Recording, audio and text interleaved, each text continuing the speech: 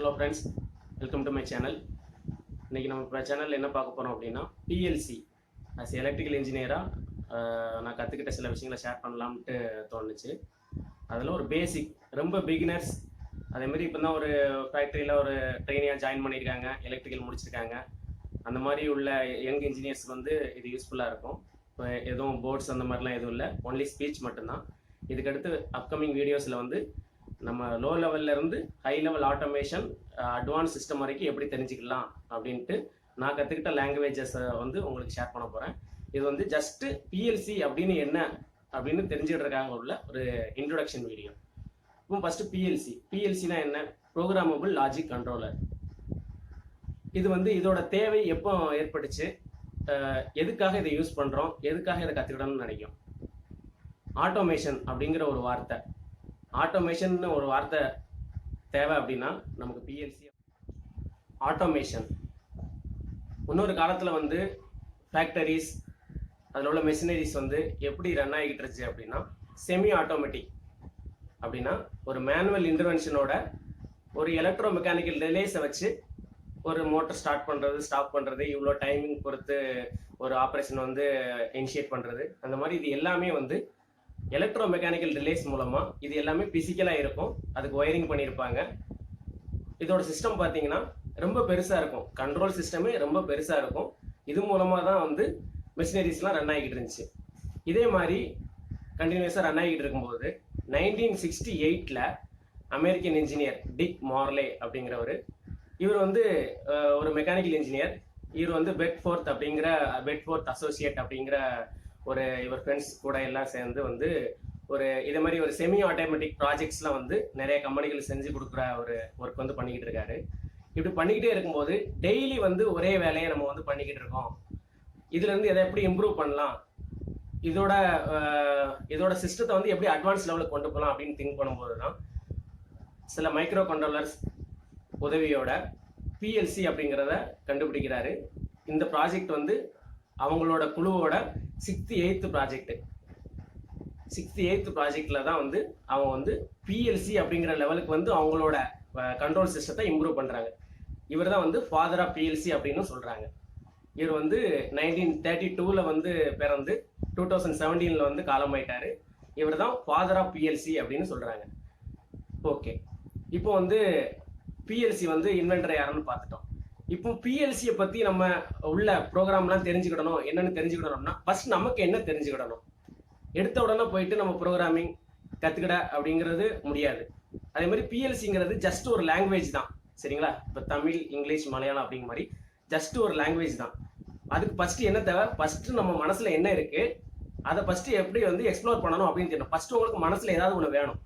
Means logical thinking. அதாவது ஒரு machineries எப்படி இருக்குது, அதை வந்து எப்படி நம்ம கண்ட்ரோல் பண்ண போகிறோம் அப்படிங்கிற லாஜிக் உங்களுக்கு தெரியணும். அதில் என்னென்ன வந்து பாசிட்டிவ்ஸ் இருக்குது, நெகட்டிவ் இருக்குது, ஒரு என்னென்ன சேஃப்டி பேராமீட்டர்ஸ்லாம் நமக்கு தெரியணும். எது நடக்கும்போது எது நடக்கணும், எது நடக்கும்போது எது நடக்கக்கூடாது அப்படிங்கிற இன்டர்லாக்கிங், அதாவது லாஜிக் உங்களுக்கு தெரியணும். இதை ஜஸ்ட் அப்ளை பண்ணக்கூடிய ஒரு டிவைஸ் தான் பிஎல்சி. நீங்கள் நினைக்கக்கூடியதை நீங்கள் ஒரு ப்ரோக்ராமாக எழுதிடுவீங்க. அந்த ப்ரோக்ராமை அது வந்து ஃபாலோ பண்ணி கண்டினியூஸாக அட்வான்ஸு கண்ட்ரோல் மூலமாக ஃபாலோ பண்ணிக்கிட்டே இருக்கும். இதுதான் பிஎல்சி, சரிங்களா? இதுக்கு முன்னோக்கிட்டி நீங்கள் என்ன தெரிஞ்சுக்கணும் அப்படின்னா, நீங்கள் ஒரு ஃபேக்ட்ரிக்கு ஒரு ட்ரெயினியாக இருக்கீங்க, இல்லைன்னா ஒரு ஆன் தி ஜாப் ட்ரைனிங் போகிறீங்க அப்படின்னா ஃபஸ்ட்டு அங்கே உள்ள மெஷினரிஸை வாட்ச் பண்ணுங்கள். அதில் பார்த்தீங்கன்னா சின்ன சின்ன சென்சார்ஸ் இருக்கும். எக்ஸாம்பிளுக்கு ஒரு ப்ராக்சிமிட்டி சென்சார், ஒரு லிமிட் சுவிட்சாக இருக்கும், ஒரு ஃபோட்டோ சென்சராக இருக்கும். இதில் வந்து டிஜிட்டல் இன்புட்ஸ் கொடுக்கக்கூடிய சென்சார்ஸ். இதே இது அன்லாக் சென்சார்ஸாக இருந்தால் ஒரு எல்விடிடியாக இருக்கட்டும், ஒரு ப்ரெஷர் டிரான்ஸ்டியூசராக இருக்கட்டும், இதுனா ஒரு லோட் செல்லாக இருக்கட்டும், இது எல்லாமே வந்து இன்புட் சென்சார்னு சொல்லுவோம். இதெல்லாம் எப்படி ஒர்க் ஆகுது, இது மூலமாக. எங்களோட வீடியோ உங்களுக்கு பிடிச்சிருந்தா லைக் பண்ணுங்கள், எங்கள் சேனலை சப்ஸ்கிரைப் பண்ணுங்கள், மறக்காமல் உங்கள் ஃப்ரெண்ட்ஸுக்கும் ஷேர் பண்ணுங்கள்.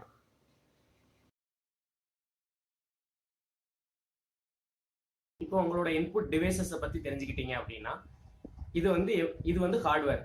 இந்த ஹார்ட்வேரை எப்படி சாஃப்ட்வேரில் நம்ம வந்து ப்ரோக்ராம் பண்ணி எப்படி நம்மளோட ஒரு ப்ராஜெக்டை ஆட்டோமேஷனாக ஒர்க் பண்ண போகிறோம் அப்படிங்கிறது தான், அதுக்கு ஹெல்ப் பண்ணக்கூடியது தான் பிஎல்சி. முன்னே இருந்த அதே ரிலே லாஜிக் தான் இருக்குது. இப்போ சென்ட்ரலாக கொண்டு போயிட்டு நம்ம இன்புட்ஸ் கொடுக்க போகிறோம், அதுக்கு தகுந்த அவுட்புட்ஸ் பிஎல்சியில் ப்ரோக்ராம் பண்ணியிருப்போம். அதுக்கு தகுந்த அவுட்புட்ஸ் வரும். இது எல்லாமே ஆட்டோமேட்டிக்காக நடந்திருக்கும். இப்போ எக்ஸாம்பிள் சென்சார் 1, சென்சார் 2, நீங்கள் ஒரு ஆப்ஜெக்டை வந்து மூவ் பண்ணுறீங்க. சென்சார் 1 வந்த உடனே ஒரு கன்வேயர் ஸ்டார்ட் பண்ணணும் அப்படின்னு ஸ்டார்ட் பண்ணணும். சென்சார் 2 வந்த உடனே அந்த கன்வேயர் வந்து ரிவர்ஸில் மறுபடியும் ஸ்டாப் ஆகிட்டு ஒரு 5 செகண்ட் கழிச்சு ரிவர்ஸில் ஸ்டார்ட் ஆகி மறுபடியும் சென்சார் 1க்கே வந்துடணும். இப்படி ஒரு லாஜிக் திங்கிங் ஃபர்ஸ்ட் உங்களுக்கு வேணும். சரிங்களா? இந்த திங்கிங்கை நமக்கிட்ட இருக்கக்கூடிய லாங்குவேஜ் மாதிரி பிஎல்சியில் ஒரு லாங்குவேஜ் இருக்குது. நிறைய ஒரு 4 விதமான லாங்குவேஜ் இருக்குது. அந்த லாங்குவேஜில் உங்களுக்கு எது ப்ரிஃபரபிள் லாங்குவேஜோ அந்த லாங்குவேஜ் மூலமாக நீங்கள் ப்ரோக்ராம் பண்ணிட்டீங்கன்னா இது வந்து ஆட்டோமேட்டிக்காக நடக்கும். முன்னாடி நம்ம ரிலே லாஜிக்கில் என்ன பண்ணுவோம், நீங்கள் தான் ஸ்டார்ட் பண்ணணும். 3 விஷயத்தை தான் வந்து திருப்பி பண்ணுவோம். ஒன்று கம்பேரிசன், இன்னொன்று சீக்வன்ஸ், இன்னொன்று வந்து பேரலல் ஆப்ரேஷன்.